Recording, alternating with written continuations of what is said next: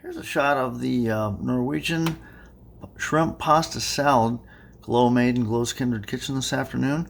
And it's actually two recipes, combine two recipes into one. And one is a pasta recipe and one is a shrimp recipe. Check out both videos on Glow's Kindred Kitchen and like and subscribe to our channel if you like this video. And try this out. It is very delicious, really good stuff. Thank you. Hi, welcome to Glow's Kindred Kitchen, and I'm Glow. Today we're going to be making a pasta salad. And before we get started, I just wanted to share with you a little something that had happened to us years ago, and it was a good lesson for me. Years ago, when we lived in Colorado Springs, we went to a party, and there was a pasta dish there that was fabulous. I had never had anything like it before, and I was asking around who had made it, and I never did find out who had made that salad. And guess what? That bothered me for years and years. And finally, I ran across a recipe that I thought would be very similar to it in one of Jeff Smith's Frugal Gourmet cookbooks that I have. And it's called Norwegian Shrimp Pasta Salad. And let me tell you, it's very similar to whoever it was that made that pasta salad. But it was a lesson to me that be persistent. If you find something that you like, I know someone that when they find something they like at a party, they will stand by that bowl if they can't find out until that person comes to pick up the bowl. But and I didn't do that, but I am so glad I found this recipe. So anyway, let's get started. With this dish, it has sour cream in it, and I think that's probably one of the reasons that it's called Norwegian, and it has dill in it. I put tarragon in it. His recipe didn't have that, but his did have dill. And he used green onions, and I'm using red onions in mine tonight because that's what I had on hand. And I think the red actually will really make it look very pretty. And I'm kind of about that when I'm making a dish. I like to think about the presentation in the end, what it's going to look like for the eye appeal of it. But anyway, let's get started. I went ahead and I measured out quite a bit of this stuff. And I'm going to mix up my dressing in this bowl here. There is a half a cup of mayonnaise. Not Miracle Whip, but mayonnaise. And a half a cup of sour cream.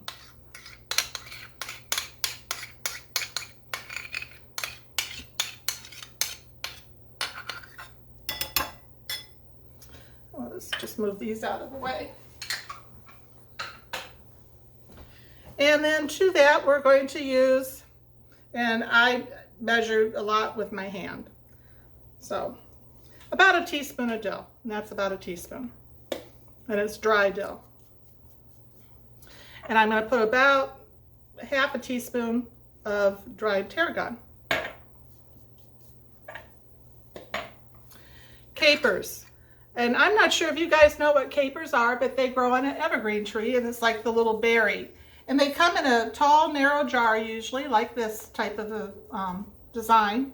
And I have to actually use a grapefruit spoon to get them out because the mouth of the jar is so narrow. But a grapefruit spoon or any kind of a long, like an iced teaspoon would probably work for that. But there's about 2 tablespoons in here.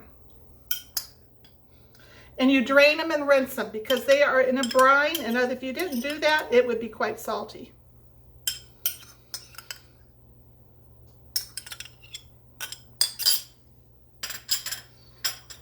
And then about the same amount of dill. Now, in his recipe, he used dill pickles. I had some dill relish on hand, so that's what I'm using. And about 2 full teaspoons of it. And I'm just going to stir this up.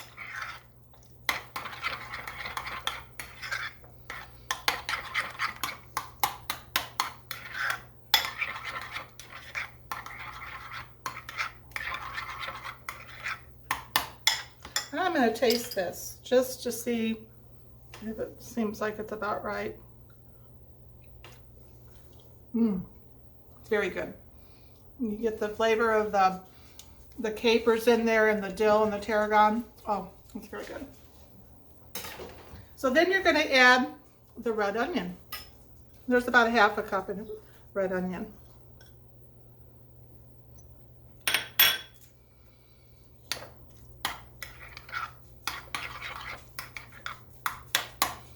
See how quickly this all comes together? Of course, I measured everything out and pulled it out beforehand, but when I cook, I always pull my stuff out and try and get organized so that it goes together quickly.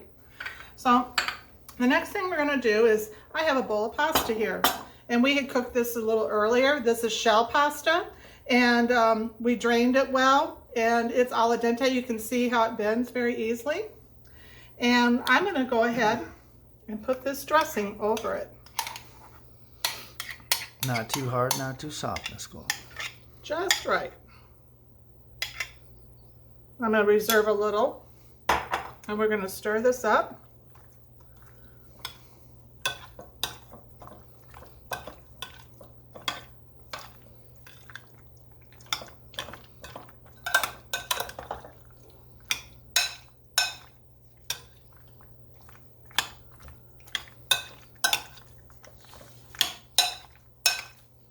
I can smell that dill and the tarragon and the capers in this. It smells wonderful.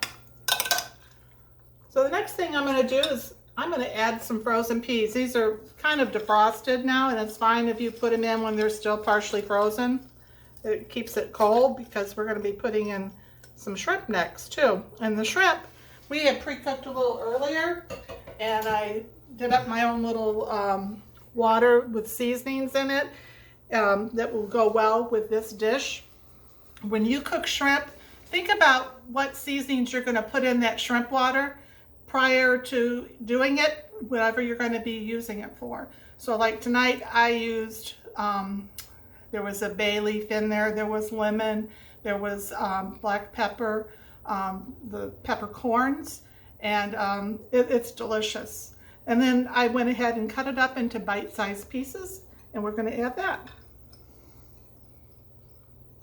You can use the very small shrimp as well. Around here, the only time I see those is when they're pre-cooked. And to be honest with you, I don't care for that. I like to cook my own. I like to have that water flavored, so it puts the flavor into my shrimp. So I'm going to go ahead and stir this up a little.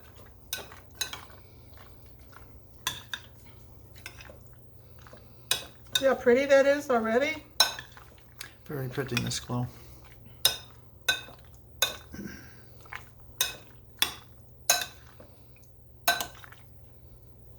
I don't know about you guys, but I have like certain dishes that I use for certain types of food. And this salad bowl I usually use for pasta salad for some reason. It's just always been kind of my go-to. And now what I have here is parsley and tarragon that I hand tore myself. I prefer it that way instead of cutting it up. I think it stays better. A lot of times when you cut herbs, they tend to brown a little instead of tearing them. So I'm going to go ahead and add this. I'm going to reserve a little for garnish.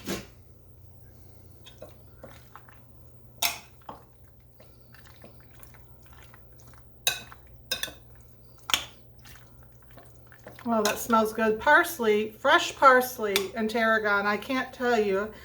The flavor is, and the smell is so good compared to the dried. I grow some herbs out back, and since I've been doing that, it's really upped my cooking. I'm going to try and grow them again in the wintertime inside, but if it doesn't turn out, then of course I'll buy some fresh at the store, because it does make a big difference in your cooking.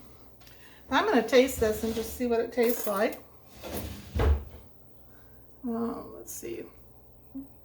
Get a little bit of, whoop. There we go.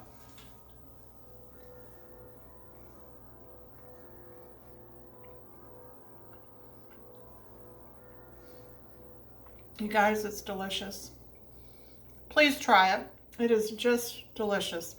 If you have any questions, please, message me, and I'll be more than happy to help you. And please remember to like and subscribe to our channel if you're enjoying this. And Walter and Meg, I just wanted to thank you for this apron. I love it. And I hope you all have a wonderful evening. We'll talk to you later. Bye.